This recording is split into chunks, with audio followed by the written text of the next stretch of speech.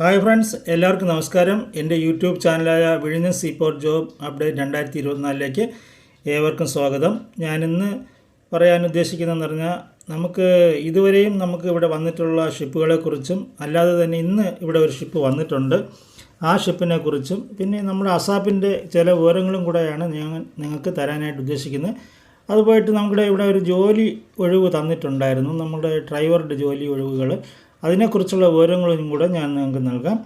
ആദ്യമായിട്ട് ഞാൻ പറയാൻ ഉദ്ദേശിക്കുന്നതെന്ന് പറഞ്ഞാൽ ഇന്ന് വൈകുന്നേരം 6 മണിയോടുകൂടി എക്സ്പ്രസ് കോഹിമ എന്നുള്ള ഒരു ഷിപ്പ് നമ്മുടെ ഇന്ന് പോർട്ടിൽ അടുക്കുകയുണ്ടായി.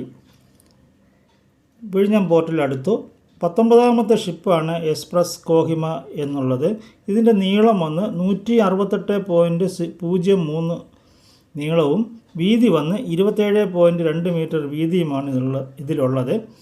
അപ്പോൾ അത് നമ്മൾ പരിശോധിക്കുകയാണെന്നുണ്ടെങ്കിൽ ഇവിടെ വന്നിട്ടുള്ളതിൽ വെച്ച് ഏറ്റവും നീളം കുറഞ്ഞ വെസലാണ് ഇവിടെ വന്നിട്ടുള്ളത് എന്നുള്ളത് തന്നെയാണ് നമുക്ക് ഈ 168.3 നീളത്തിൽ നിന്ന് നമുക്ക് മനസ്സിലാക്കാൻ കഴിയുന്നത്.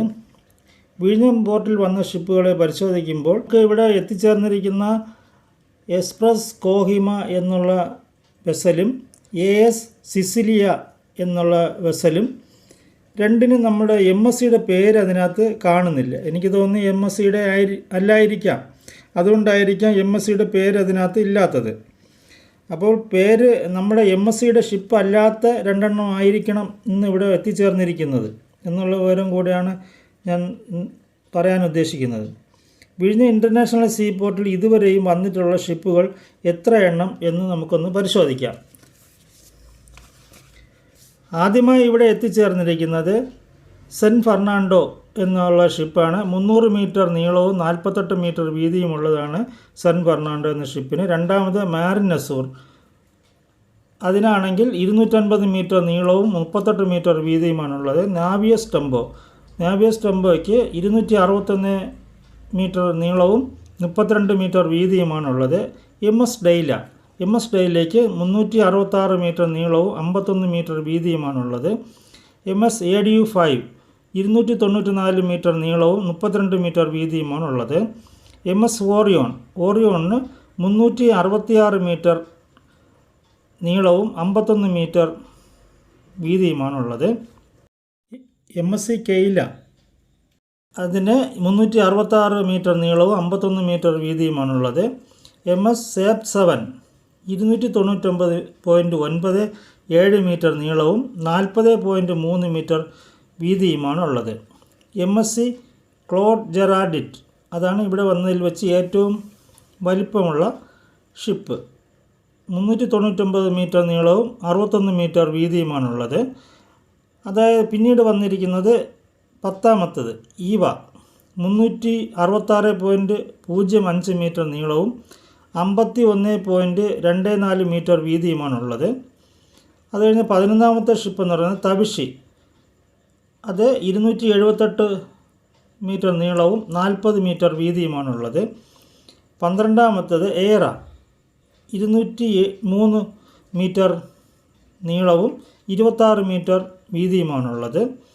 അത് കഴിഞ്ഞ് 13ാമത് വന്നത് MSC ക്യാപ്റ്റൗൺ 3, അതിന് 222.16 മീറ്റർ നീളവും 30.07 മീറ്റർ വീതിയുമാണുള്ളത്. 14ാമത് എത്തിയിരിക്കുന്നത് MSC റോസ്, 364 മീറ്റർ നീളവും 51 മീറ്റർ വീതിയുമാണുള്ളത്. 15ാമത് എത്തിയിരിക്കുന്നത് അന്ന, 399.98 മീറ്റർ നീളം, ഏറ്റവും നീളം കൂടിയ മദർഷിപ്പാണ് ഈ MSC അന്ന എന്നുള്ളത്. 399.98 മീറ്റർ നീളവും 58.6 മീറ്റർ വീതിയുമാണ് ഇതിനുള്ളത്. 16ാമത്തെ ഷിപ്പ് എന്ന് പറയുന്നത് പലർമോ, 366 മീറ്റർ നീളവും 51 മീറ്റർ വീതിയുമാണ് അതിനുള്ളത്. 17ാമത്തെ ഷിപ്പ് പോളോ 2, 184.06 നീളവും 25.3 വീതിയുമാണ് അതിനുള്ളത്. 18ാമതായിട്ട് എത്തിയിരിക്കുന്നത് AS സിസിലിയ, 180 മീറ്റർ നീളവും 28 മീറ്റർ വീതിയുമാണ് അതിനുള്ളത്. 19ാമത് എത്തിയതാണ് ഇന്നത്തെ ഷിപ്പ് എക്സ്പ്രസ് കോഹിമ.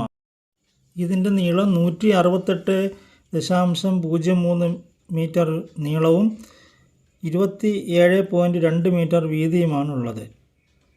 അദാനിയുടെ ഓഫീസിൽ നിന്നും നമുക്ക് നൽകിയിട്ടുള്ള ഇപ്പോഴത്തെ ഒഴിവെന്ന് പറയുന്നത് ഡ്രൈവർമാരുടെ വേക്കൻസിയാണ് ഇപ്പം വന്നിട്ടുള്ളത്. അതിന് അവരിപ്പം പറഞ്ഞിരിക്കുന്ന മാനദണ്ഡം എന്ന് പറയുന്നത് നമുക്ക് 2 വർഷത്തെ ഏതെങ്കിലും പോർട്ടിൽ എക്സ്പീരിയൻസ് ഉള്ള ആൾക്കാർ വേണമെന്നാണ് അവർ ഇപ്പോൾ പറഞ്ഞിരിക്കുന്നത്. നമുക്കിവിടെ പോർട്ടില്ലല്ലോ. പോർട്ടുണ്ടായിരുന്നെങ്കിലല്ലേ നമുക്ക് 2 വർഷത്തെ എക്സ്പീരിയൻസ് ഉള്ള ആൾക്കാരെ കൊടുക്കാൻ പറ്റുള്ളൂ. നമുക്ക് ഇവിടെ പോർട്ട് കമ്മീഷനായി വരുന്നതല്ലേ ഉള്ളൂ.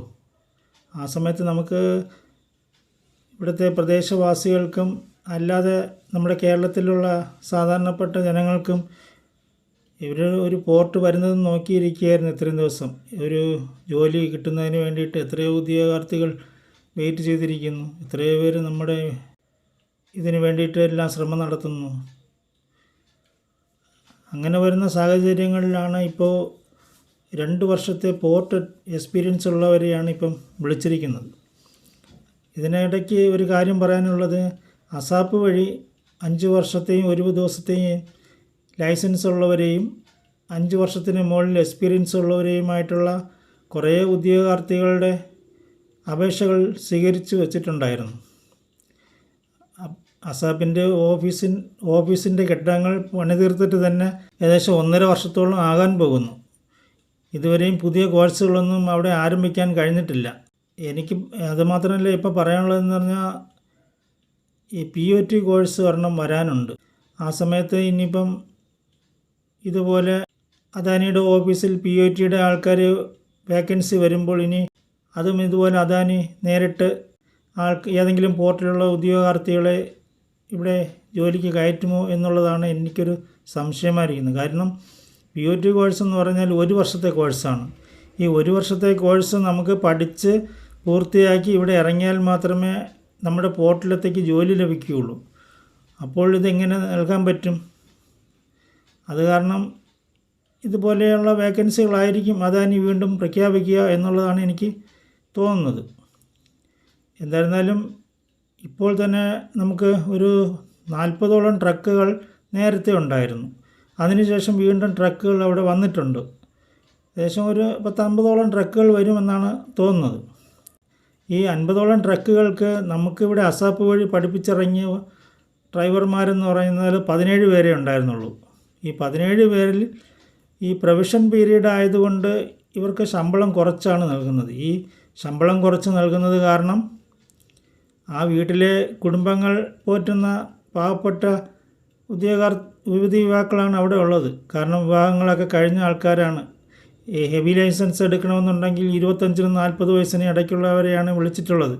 അപ്പം വീട്ടിലെ പ്രാരാബ്ധങ്ങളും അച്ഛനും അമ്മയ്ക്കുമൊക്കെ മരുന്നൊക്കെ വാങ്ങിച്ചു കൊടുക്കുന്ന ഉദ്യോഗാർത്ഥികളായിരിക്കും ഇതിനകത്ത് കയറിയിട്ടുള്ളത്.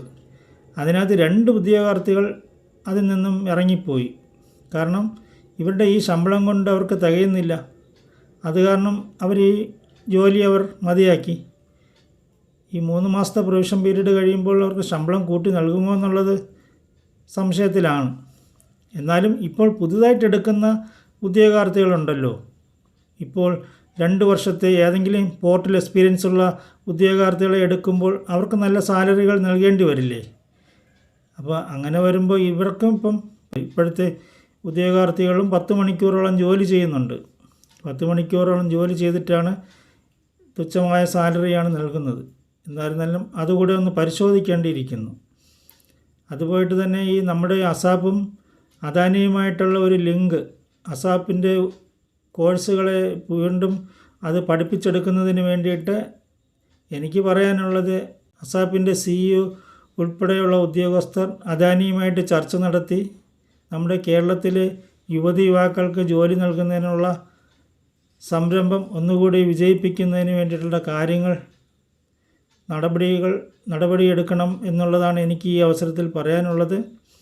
എന്നാൽ മാത്രമേ നമുക്ക് പ്രാദേശികമായിട്ടുള്ളതും കേരളത്തിലുള്ളതുമായ നിരവധി യുവാക്കൾക്ക് ജോലി ലഭിക്കുകയുള്ളൂ. എന്നുള്ള കാര്യങ്ങൾ ഞാൻ ഇതിനോടൊപ്പം സൂചിപ്പിക്കുകയാണ്. അതിന് വേണ്ടുന്ന കാര്യങ്ങൾ അസാപ്പിലെ ഉദ്യോഗസ്ഥർ ചെയ്യണം എന്നുള്ളതാണ് ഞാൻ ഒന്നുകൂടെ എടുത്തു പറയുകയാണ്. ഈ POTയുടെ ഒരു കോഴ്സ് എന്ന് പറയുന്നത് 1 വർഷത്തെ കോഴ്സാണ്. അത് ഇനിയും ആരംഭിച്ചിട്ടില്ല. ആ 1 വർഷത്തെ കോഴ്സ് ഉടനെ ആരംഭിക്കണം. കാര്യം നമുക്ക് 1 വർഷം വേണ്ടി വരും ആ ഒരു കോഴ്സ് പഠിച്ച് ഉദ്യോഗാർത്ഥികളെ അദാനിയുടെ സ്ഥാപനത്തിലോട്ട് അയക്കുന്നതിന് വേണ്ടിയിട്ട്. അങ്ങനെ വരുമ്പോൾ ഈ 1 വർഷം കാത്തിരിക്കുമ്പോൾ ഈ പോർട്ട് ഇപ്പോൾ ഉടനെ തന്നെ കമ്മീഷൻ ആകുമെന്നാണ് തോന്നുന്നത്. അപ്പം വീണ്ടും പോർട്ടിലത്തേക്ക് വീണ്ടും നോട്ടിഫിക്കേഷൻ വഴി ഏതെങ്കിലും പോർട്ടിൽ നിന്നുള്ള ഉദ്യോഗാർത്ഥികളെ എടുക്കേണ്ടി വരുമോ എന്നുള്ളതാണ് സംശയമായിരിക്കുന്നു.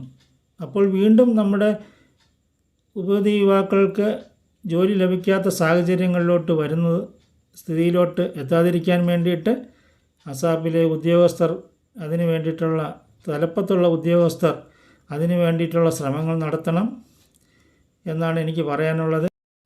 അതുമാത്രമല്ല, കഴിഞ്ഞ ദിവസം 1/10/2024 ഒരു പ്രമുഖ പാർട്ടിയുടെ ഒരു പ്രതിഷേധ സമരം സംഘടിപ്പിക്കുകയുണ്ടായി.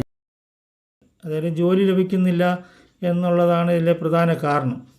അപ്പോൾ അതുകൊണ്ട് ഇതിനകത്ത് ജോലികൾ ലഭിക്കുന്നില്ല എന്ന് പറയുമ്പോൾ അസാപ്പ് വഴി എടുത്തിരിക്കുന്നതിന് 15 വരെയാണ് ജോലിക്ക് എടുത്തിരിക്കുന്നത്.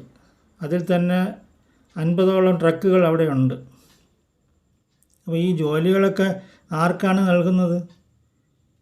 അതുകൊണ്ടാണ് ഞാൻ പറയുന്നത്, അസാപ്പ് വഴി പഠിപ്പിക്കുന്ന ഈ കോഴ്സുകളിലൂടെ ആകുമ്പോൾ പ്രദേശവാസികളായ യുവതി യുവാക്കൾക്ക് അതുപോലെ കേരളത്തിലുള്ള യുവതി യുവാക്കൾക്കും ഇതിനകത്ത് ജോലിക്ക് പ്രവേശിക്കാൻ കഴിയും. അത് അസാപ്പ് വഴി പഠിപ്പിച്ച് ഇറങ്ങുന്ന ഉദ്യോഗാർത്ഥികൾ നല്ല നിലയിൽ ജോലി ചെയ്യുന്നു എന്നുള്ളത് ഒരു അഭിമാനാർഹമായ കാര്യമാണ്. അതുകൊണ്ടാണ് ഞാൻ പറയുന്നത്, ഓഫീസർമാർ ഇതിനു വേണ്ടി ശ്രമിക്കണം ഒന്നുകൂടെ പറഞ്ഞുകൊണ്ട് ഞാൻ എൻ്റെ ഈ വീഡിയോ നിർത്തുകയാണ്. വീഡിയോ ഇഷ്ടപ്പെട്ടാൽ സബ്സ്ക്രൈബ് ചെയ്യുക, ബെൽ ബട്ടൺ അമർത്തുക, ലൈക്ക് ചെയ്യുക. നന്ദി, നമസ്കാരം.